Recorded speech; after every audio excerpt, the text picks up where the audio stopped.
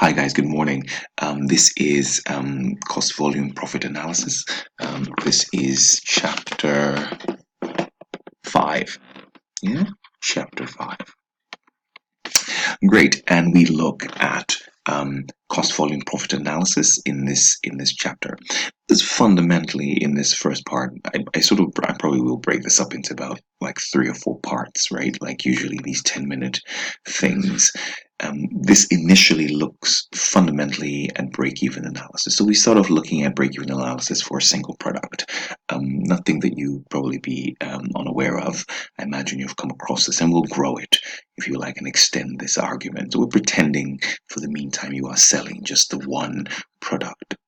And that's not really, I mean, that's of course the right way to start, to lay the foundation to this. But that's in reality, of course, things are always a bit more complicated, but otherwise not impossible or difficult, just complicated. Right.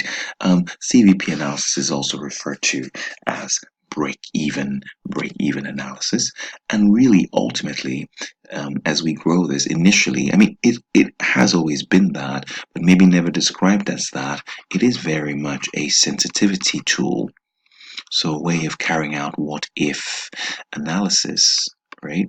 Because ultimately with break-even we have a number of variables, don't we? When I say variables, we have a number of components. We're discussing fixed costs, we're talking about variable costs, we are talking about the selling price of something. And as we grow this, we're really talking about the effects of quantity and mix on contribution. I mean, I'm sure intuitively you can see that if you're selling a number of products and you sell the product that gives you, if you like, the greatest contribution, if you like, to sales, that, if you like, will enable you reach or hit your fixed costs pretty early. I mean, we're going to see this, but just sort of throwing these things early, sometimes throwing them out of the normal context helps. So ultimately, we're looking, what break-even analysis does for us is to sort of ask the question, how many items would I need to sell to cover my fixed costs first? Because everything, the real problem is, if you like, fixed, we cannot talk about the word profit until we have covered our fixed costs. So CVP analysis in particular is a particular example of what if analysis. And a business will build a budget based on these assumptions, if you like. Again, like I say, we assume a number of things we will come to when we come to look at this. There are a number of things we assume in break-even analysis, that we can sell things for a single price. We can, the cost of the variable cost, if you like, is singular, or it's constant throughout. Fixed costs are not changing, if you like. So we make all these assumptions as we go along, but really things are slightly different. But the key point is that, of course, with a good computer or good computer programming, doesn't matter. You selling a number of products at a number of prices, you can still arrive at some kind of break-even, if you like, number of units you need to survive or cover your fixed costs.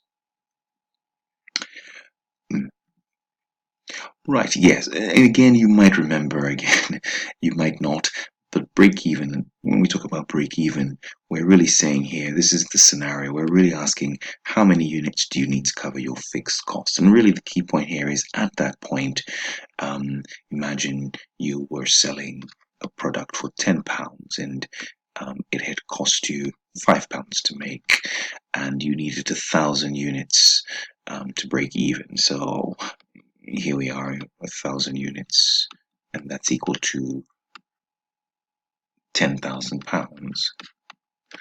And of course, this is equal to £5,000. And imagine your break even. I'll just use a different color. Imagine your break. Oh, wow, that's come out interesting. Pen color. Sorry, imagine your fixed costs were equal to £5,000. So what we're really saying here is, if you think about it, just go back to a normal looking pen. You sell for 10, it costs you 5. You have this thing here called, this 5,000 here, called contribution. Do you remember? And so the contribution, everything you receive before your, if you like, fixed costs, if you like, is referred to as contribution, because really all the income you're receiving here, net of the variable cost, is contributing towards covering your fixed costs first. And so we refer to this as contribution. So technically, at this point, whoops, where did I go? At this point, your profits, which is really contribution minus fixed costs, if you like, is zero. So at this point, you have broken even, right? So if someone asked you what are the break-even units, there'll be 1,000 units. So I guess as you play around with this, you can start to sort of see how they arrive at these sort of ideas. Also, at this point, I mean, I will come back to it, but you can see carefully that contribution is something we will come back to over and over again. Contribution is equal to fixed costs at break even. Big point here, actually. Contribution is equal to fixed costs, or fixed costs are equal to contribution. Just depending on what they give you. If they give you, say, fixed costs at at least at contribution and at break even, at break even, the fixed costs is exactly equal to the contribution. Right. So let's carry on. So we have a very straightforward scenario here where we have you're selling each unit for £200, and the variable cost is 160. Therefore, your contribution is £40. So at contribution of 40, the question here is that, oh, sorry, I always miss because of the way this reads.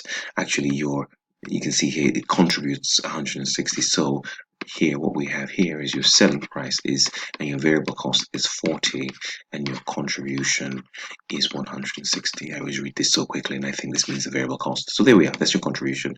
You are trying to basically cover this fixed cost of 600. So I guess the question really here is how many of these batches or these products where you need to sell to cover your fixed cost of 600,000. How many of them would you need to sell? Well, ultimately, you can sell, or you will have to sell 100. The question is, how many times does 160 go into, or how many times can we get 160 shifted to cover 600? So one way of looking at it is to divide up 600,000 divided by 160, which leads us to what you would traditionally see as a formula where you hear the fixed costs divided by selling price minus variable cost, or what is the fixed cost divided by the contribution.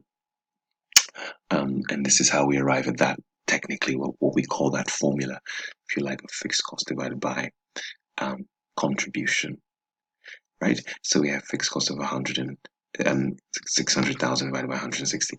So what we have here is me doing it again, sort of 200 minus 40, giving you a contribution per unit, give you total fixed costs, if you like, of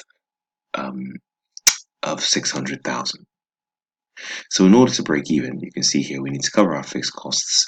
Here, break even is 600,000 divided by 160, which is equal to 3,750. So this is your lovely, simple, straightforward break even question. So ultimately, you need 3,750 units to break even. Right, great. So we have this next exercise, but it is slightly comprehensive. When I say comprehensive, it's quite full. So what I will do is I will pause here to end this first video and then begin this next exercise in the next video.